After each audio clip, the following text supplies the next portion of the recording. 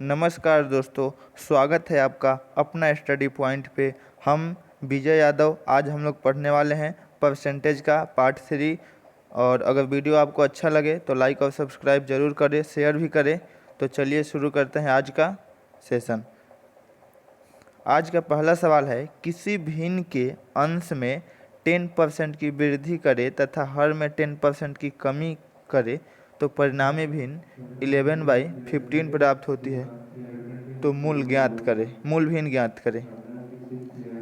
इसमें आपको देखना है, अगर आपको कोई संख्या यानी कि 100 दे दिया जाए और बोला जाए कि आपको इसमें 10% की वृद्धि करना है, तो आप क्या कीजिएगा, 110 हो जाएगा।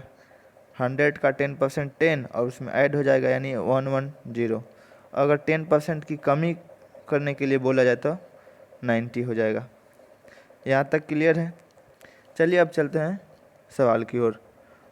हम मान लेते हैं कि आपका सवाल में जो भिन्न है a/b है और प्रश्न में कहा गया है कि अंश में 10% की वृद्धि करते हैं। तो अंश मान लेते हैं कि 100 होगा अपने आप में, जैसा कि हम लोग पहले ही भी पढ़ चुके हैं, हर चीज़ अपने आप में 100% होता है।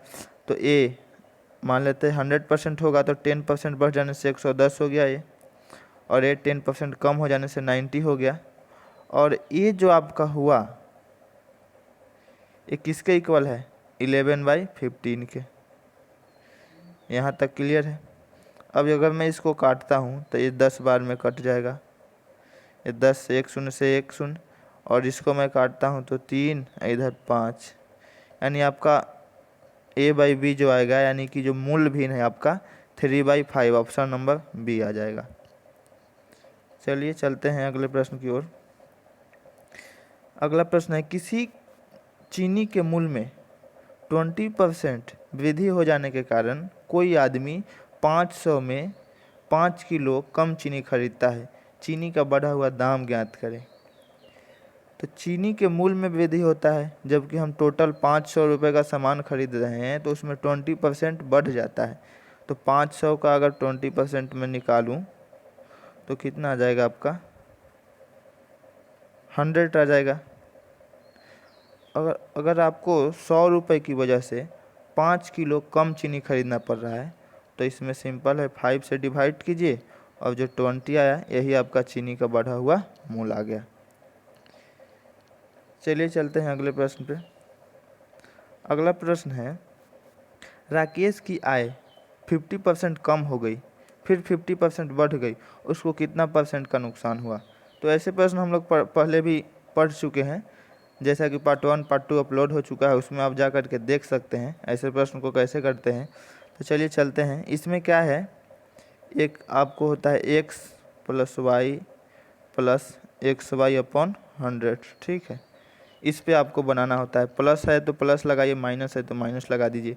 तो चलिए इस पे इसको सॉल्व करते हैं। कम हो गया 50% तो -50, बढ़ गई 50% तो +50, फिर प्लस x के जगह पे -50 और y के जगह पे +50 अपॉन में 100। तो देखिए ये आपका तो सिंपल है, +-0। अगर मैं इसका सॉल्यूशन करता हूँ तो यहाँ माइनस माइनस इंटू प्लस क्या होता है, माइनस। 5 × 5 25, और माइनस जो इंडिकेट कर रहा है आपको नुकसान का संकेत है।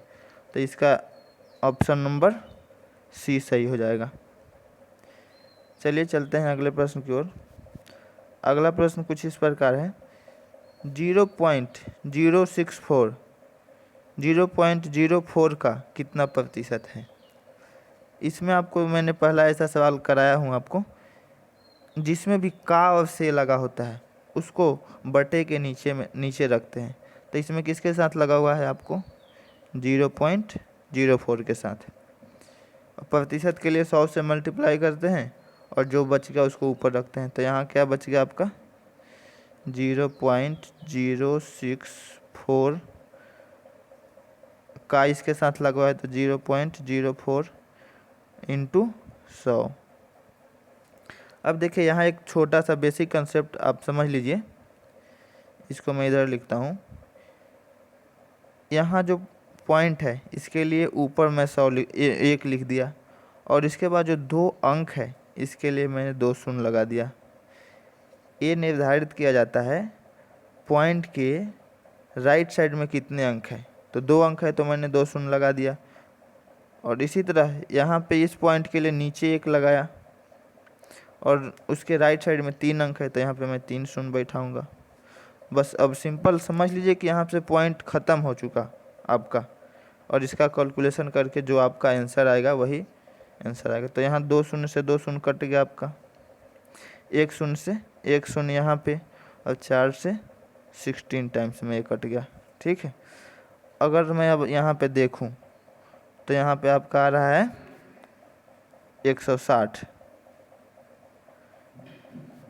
देखिए 16 इंटू 0 160।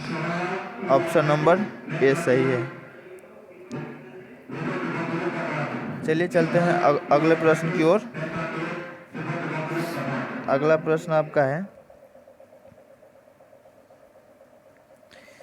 20,000 का 20% का 15% का 10% होगा, कितना होगा आपको बताना है। तो इसमें का के लिए गुने का और प्रतिशत के लिए बटे में 100, यही सिंपल करना है। तो देखिए मैं यहाँ पे लिखता हूँ 20,000, 20 है तो 20/100, 15 है तो 15/100, 10 है तो 10/100। अब इसका मैं कैलकुलेशन करता हूँ। देखिए यहाँ 2 शून्य से इस 2 शून्य को काट दिया, इस 2 शून्य से इस 2 शून्य को काट दिया, और इधर 2 शून्य बचा है तो 1 से 1 और 1 से 1। अब आपका क्या बच गया, 15 बचा, 2 बचा, 2 बचा, और इसको मैं मल्टीप्लाई करता हूँ तो 60 आएगा आंसर। ठीक है, चलिए चलते हैं अगले प्रश्न की ओर।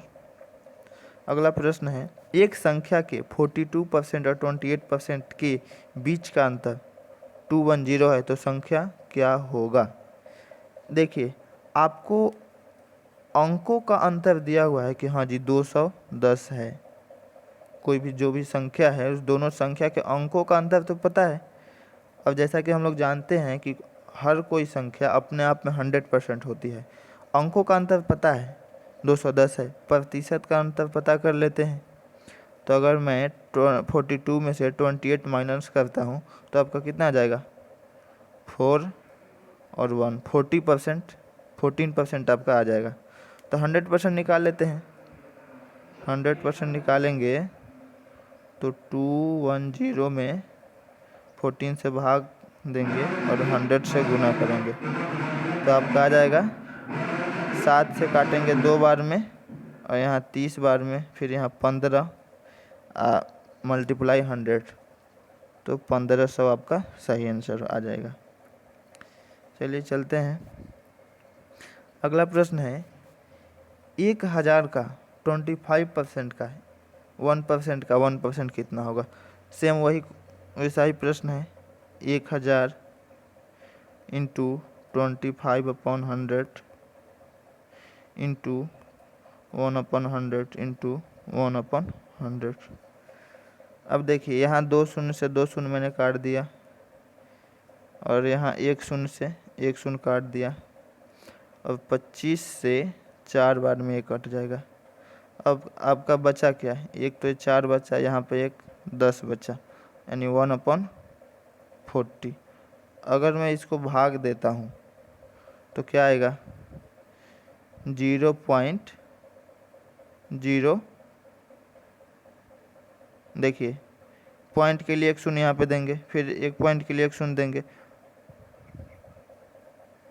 और इसके बाद आपका आ जाएगा 2.25, 0.025। ऑप्शन नंबर बी आपका सही आंसर है। अगला प्रश्न है आपका दो संख्या एक तीसरी संख्या से क्रमशः 30% और 40% अधिक हो तो दूसरी संख्या पहली संख्या का कितना प्रतिशत है। तो देखिए मान लेते हैं दो संख्या तीसरी संख्या से कहा जा रहा है ना, तो यहाँ पे हम मान लेते हैं तीसरी जो संख्या है वो होगा 100, सही है।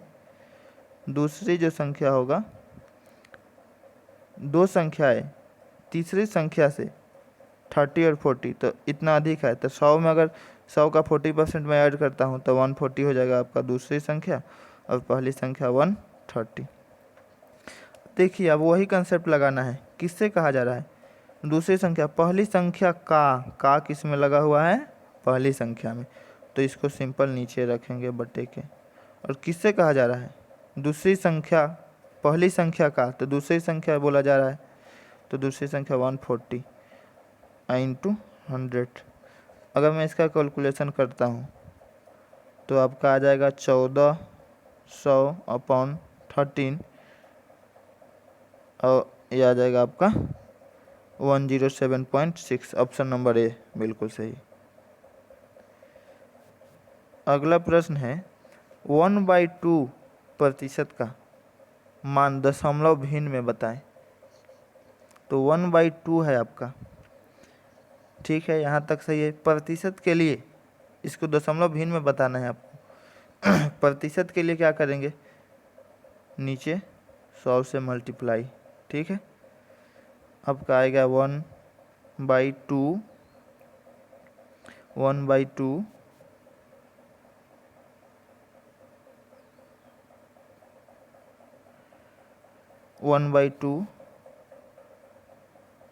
इस पे 2 शून्य। अगर मैं इसको सिंपल सॉल्यूशन करता हूँ तो 0.005 आएगा, ठीक है। तो इस तरह ऑप्शन इसका बी सही है। अगला प्रश्न है आपका ए का 60% बी का 3/4 हो तो ए अनुपात बी क्या होगा, आपको बताना है। तो इसमें कुछ नहीं करना, ए 60% था 60/100 बराबर में बी इंटू 3/4। अब इसका कैलकुलेशन आप कर दीजिए, यहाँ से 3 बार में, यहाँ से 5 बार में, और ये 3 से 3 भी कट जाएगा, यानी ए अनुपात बी आपका जो आएगा 5:4। ऑप्शन नंबर डी सही है। तो चलिए आज का सेशन हम लोग यहीं पे ख़त्म करते हैं। अगर वीडियो अच्छा लगा हो तो लाइक और सब्सक्राइब करें, और टेलीग्राम ज्वाइन करने के लिए अपना स्टडी पॉइंट सर्च करें, और पार्ट 1 पार्ट 2 ज़रूर देखें आप लोग, अच्छा लगेगा। तो चलिए दोस्तों यहीं पे अपना वीडियो समाप्त करते हैं।